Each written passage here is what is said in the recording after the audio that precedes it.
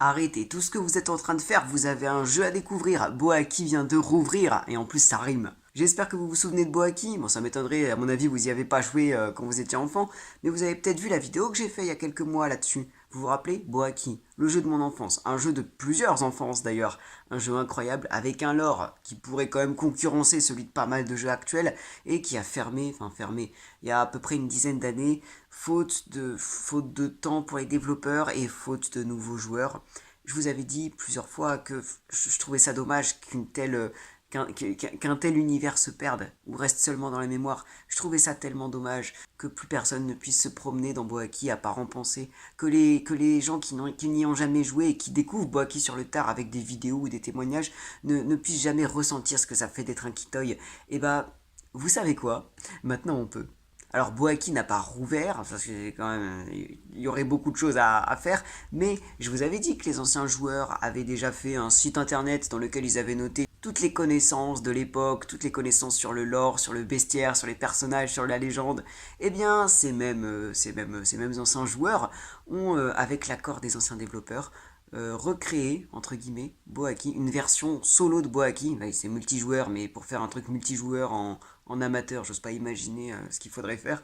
Une version solo de Boaki qui est en téléchargement comme ça, gratos. Bon, tu me diras, le jeu de base était gratos, dans lequel on peut se balader, dans lequel on peut jouer à tous les jeux auxquels on jouait quand on était petit, dans lequel on peut visiter tous les endroits légendaires. C'est exceptionnel. Je ne sais pas si vous vous rendez vraiment compte, mais nous, les anciens Kitoy, les anciens joueurs, ça fait 10 ans qu'on se dit « Ah, j'aimerais bien que Boaki rouvre ses portes un jour ». Moi, j'y croyais même plus. Je vous l'avais dit dans la dernière vidéo, d'ailleurs. Je ne sais pas si vous vous rendez compte, pour vous montrer un peu l'impact de Boaki, je ne sais pas si vous vous rendez compte, on avait une dizaine d'années à l'époque où le jeu était à son prime, nos nous de 10 ans. T'imagines comment ils seraient fiers de nous maintenant? Je parle aux anciens joueurs là, surtout aux anciens joueurs qui ont réussi à faire le jeu. Imaginez, nos nous de 10 ans, qui se disent ah là là, j'espère que quand je serai adulte, je serai toujours fidèle à Boaki. Là, on a quoi? On a tous. Moi, j'ai quasiment 25 ans. On a tous, je pense, entre 20 et 30 ans. Enfin, j'ai au moins 20 ans, j'espère. Et on est toujours là. On est toujours prêt. Vous avez réussi à faire revivre Boaki. C'est un truc de ouf. Au nom de tous les anciens Kitoy. Mais je vous remercie énormément. Et maintenant, je m'adresse à tous ceux qui ne connaissent pas Boaki, ou seulement à travers certaines vidéos, à travers mes témoignages. Il va être temps de vous y mettre. Parce que là, plus rien ne vous empêche d'y jouer aussi. Alors d'y jouer, ce sera pas pareil et je vais vous expliquer ça. Mais je vais vous expliquer aussi ce que vous allez découvrir. Si jamais vous avez envie de télécharger le jeu. Hier, à 14h15, j'ai téléchargé Boaki Solo. J'ai retapé le nom de Sally, mon nom sur Boaki. Et j'ai relancé le jeu. Je suis revenu à l'accueil de Boaki. Vous vous rendez pas compte ce que ça fait de réentendre le bruit des oiseaux au loin. Pas n'importe quel oiseau d'ailleurs, les Folitech ça s'appelait. D'entendre les bruits des robots qui étaient là pour nous guider, d'entendre le vent, de voir les autres joueurs, enfin c'est pas vraiment des joueurs, c'était plutôt des bots qui étaient mis là comme ça pour donner un peu de vie dans les endroits. Mais c'est pas plus mal vu que là c'est un jeu solo. Vous vous rendez pas compte de ce que ça fait de rebouger un joueur après tant d'années, de retrouver mon corps de boakien. On regarde autour de soi, on reconnaît les lieux. Il y a cette espèce de statue, cette espèce de piédestal, dans lequel, pour certains, il n'y aura rien de spécial, mais sur lequel j'ai vu passer tellement de cérémonies, tellement de concours, tellement de discours. Les gens ne savent pas. Et c'est ça qui est amusant. C'est que dans le lore de Boaki, à la base, il y avait des personnages, il y avait plein de gens qu'on rencontrait, mais la trame de base, c'était qu'on était sur un univers nommé Boaki et tous les habitants étaient partis, ça je vous l'avais expliqué. Normalement, on est dans des lieux où il y a plus personne, il n'y a que des Boakiens qui sont plus là, et nous, notre but, c'était de savoir qu'est-ce qui a pu se passer. Et ben c'est marrant parce que pour un nouveau joueur qui arrive maintenant, ça va être un peu ça. Parce que maintenant que c'est un jeu solo, qu'il n'y a plus tous les personnages qu'il y avait avant, c'est un petit peu ça. On voit les décors et on n'a plus qu'à se remémorer ou imaginer qu'est-ce qui pouvait se passer à ce moment-là, à cet endroit-là, sur ce piédestal. Il y a des cérémonies tellement importantes et des fois tellement futiles aussi qui se sont passées. Et puis cette espèce de manège là, cette espèce de... Ça, c'était quand même un peu la base, c'était l'accueil de Boaki, c'était là qu'on se retrouvait. Et puis je me balade, et puis je retrouve les alentours de la maison de Pipo, le magicien. Il paraît que c'était un Boakien, mais qui est resté sur Boaki. On sait très peu de choses sur lui, il était très discret, mais il y avait sa maison, et quelle maison! Il y avait plein de choses de ce côté-là, j'aimais beaucoup cet arbre où je pouvais me cacher. Ça fait aussi partie des choses que je retrouve, tous ces bugs ou tous ces petits endroits qu'on avait oubliés, parce que le gros des espaces, je m'en souvenais, mais ces petits détails comme ça, c'est ceux qui font le plus d'émotion. Et puis on monte chez Pipo, et la musique.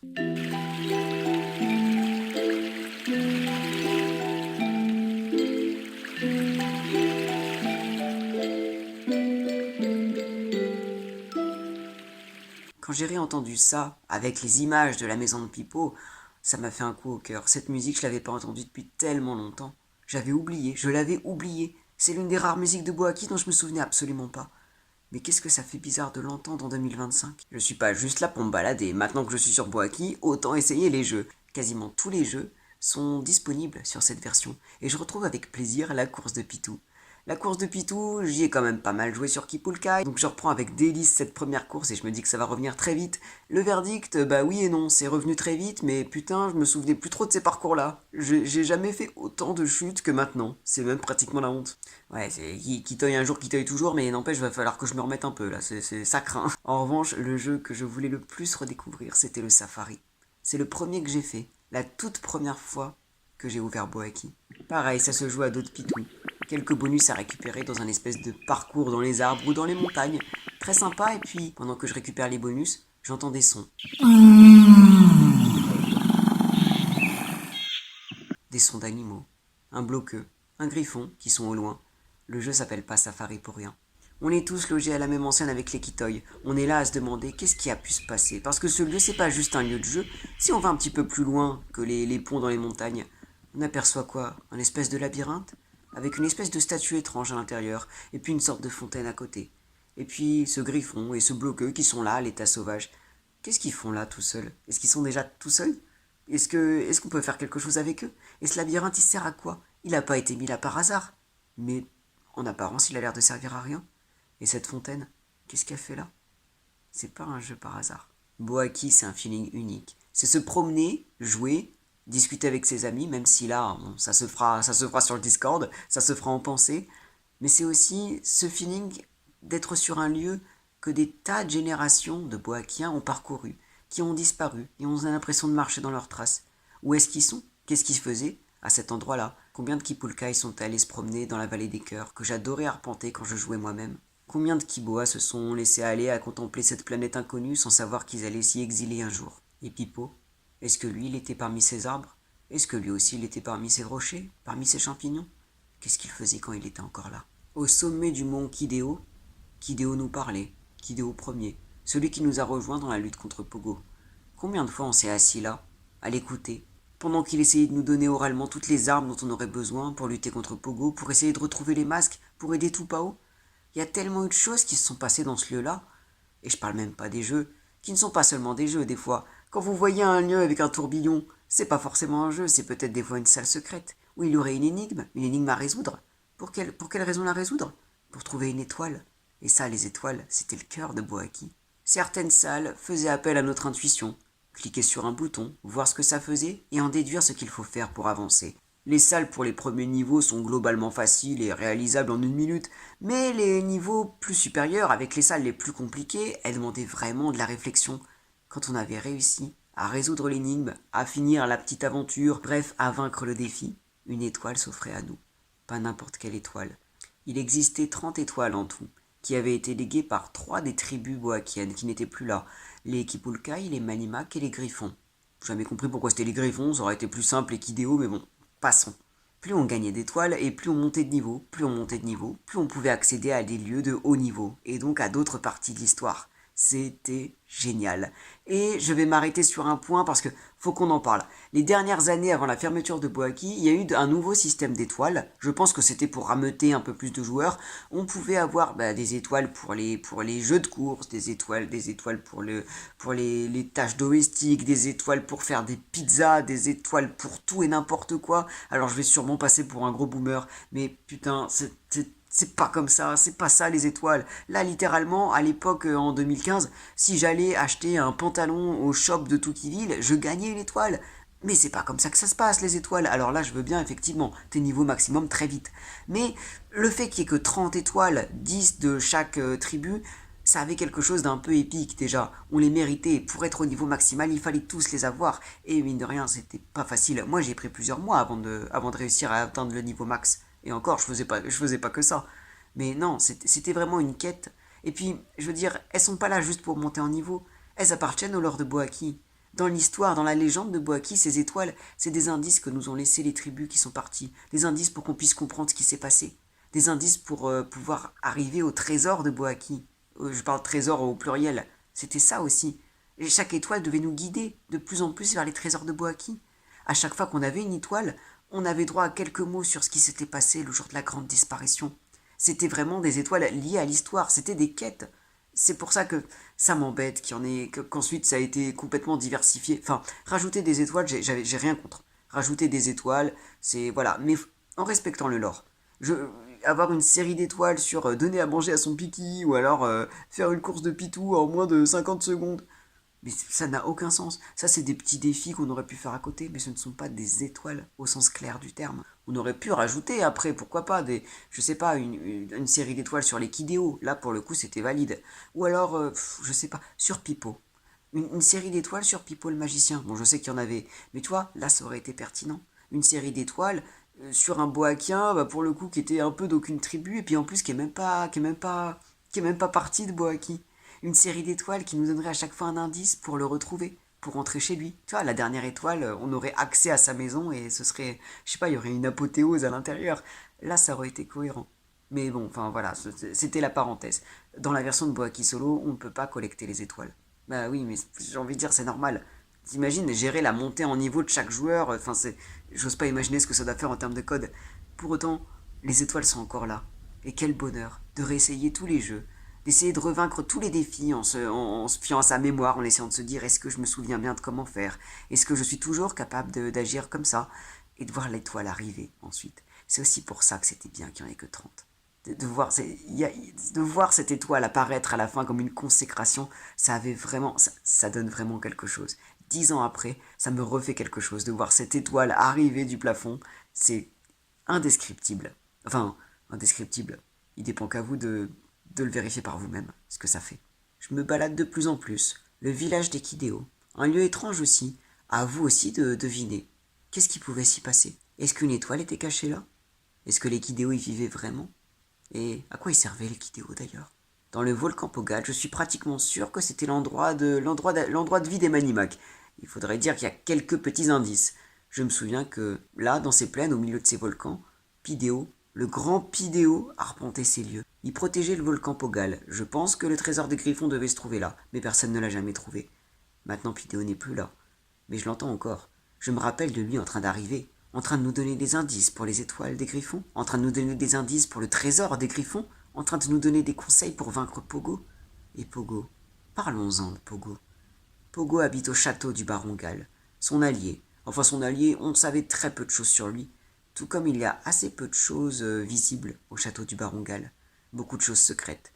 En cliquant à certains endroits précis, on a fini par découvrir l'entrée d'une prison, l'entrée des geôles du baron Gall. C'était beaucoup de choses comme ça, Boaki. C'était des indices cryptiques qu'on mettait des semaines à élucider pour finalement trouver 2 emplacements de clics précis qui nous permettaient d'accéder à un nouveau lieu. Ça, c'était magique. Le baron Gall, on n'a jamais su qui c'était. Perso, j'ai toujours eu une théorie là-dessus, et si Pogo et Gall, c'était en fait qu'une seule et même personne. Et si Pogo s'était pris un surnom de Baron Gall juste pour semer encore plus la confusion, à la manière de Tom Jedusor qui devient Lord Voldemort, tu vois, moi ça m'aurait pas étonné. Enfin bon, on le saura jamais, donc peu importe. Mais Pogo, le grand méchant, celui qui voulait à tout prix voler les masques, qu'on a volé un d'ailleurs, qu'on a même volé plus, sa maison est toujours là. On peut toujours entrer dans sa maison. Enfin, je dis toujours. Pour moi, c'était la première fois. Clairement, j'avais pas les galons pour entrer dans sa maison à l'époque. Pogo, évidemment, il n'est plus là. Tout est vide chez lui. Mais tout est resté à sa place. On peut encore deviner ce qu'il pouvait faire. On peut encore imaginer ce qu'il devait faire, ce qu'il devait dire, ce qu'on devait imaginer quand on se retrouvait face à lui ici. Tout est encore à sa place. C'est vraiment cette impression de Boaki, cette impression de grande disparition. Encore une fois, c'est un peu un cycle éternel. Tous les habitants de Boaki ont disparu. Et on est sur, je vais pas dire un Boaki fantôme, mais un Boaki, ouais, archéologique. On observe, on découvre, on redécouvre, et on explore, et on se balade. Boaki, c'est aussi profiter. C'est aussi pour ça qu'on avait tant de choses, d'endroits pour faire des pizzas, des gâteaux, d'endroits où juste on pouvait se poser, sans forcément faire quoi que ce soit. D'ailleurs, on savait vivre, on n'était pas là juste à faire des choses très sérieuses. Vous savez ce que c'est, le Kiboa Club?